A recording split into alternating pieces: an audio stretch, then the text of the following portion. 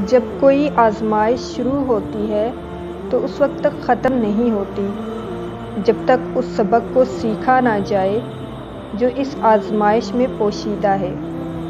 مومن ہر 40 دن بعد کسی نہ کسی آزمائش میں مبتلا کیا جاتا ہے۔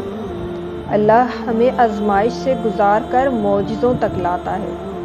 اللہ کی رحمت سے مایوس مت ہونا، وہ بہت کچھ دینے سے پہلے تمہیں آزماتا ضرور ہے، تمہارے صبر کا امتحان ضرور لیتا ہے کہ میرا بندہ مجھ سے کتنی محبت کرتا ہے، کتنا صبر کرتا ہے۔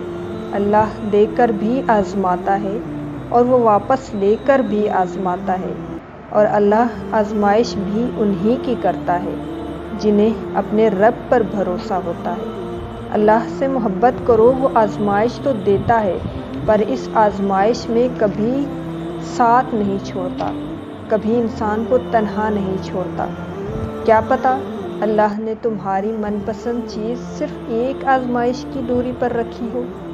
جو اللہ تک لے جائے وہ ٹھوکر سزا نہیں ہوتی، جو پرابلم آپ کو آپ سے ملا دے وہ پرابلم ہی نہیں ہوتی۔ زندگی میں کچھ بھی مستقل نہیں ہے، نہ غم اور نہ خوشی۔ انسان کی زندگی میں مشکلات اسی لیے آتے ہیں تاکہ وہ ان سے کچھ سیکھے۔ لرن فاسٹ، گرو فاسٹ۔ ایک اور اہم بات، اللہ کے ہاں محبت کا اصول یہ ہے کہ جتنا زیادہ اللہ تمہیں پسند کرے گا اتنا زیادہ تمہیں آزمائش میں ڈالے گا۔ کیوں؟ ایسا کیوں ہے؟ کیونکہ وہ چاہتا ہے کہ تمہارے علم میں اضافہ کرے۔ آج سائنس بھی اس بات کی تصدیق کرتی ہے کہ جب کوئی چیز ٹوٹتی ہے تو اس میں سے توانائی یعنی انرجی نکلتی ہے۔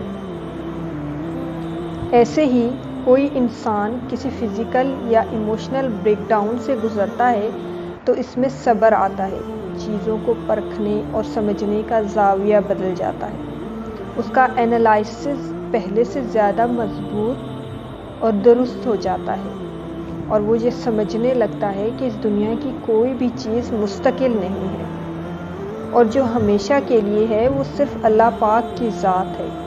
اسی لیے جب اللہ کسی بندے کو پسند کرتا ہے تو اس پر خوب آزمائش ڈالتا ہے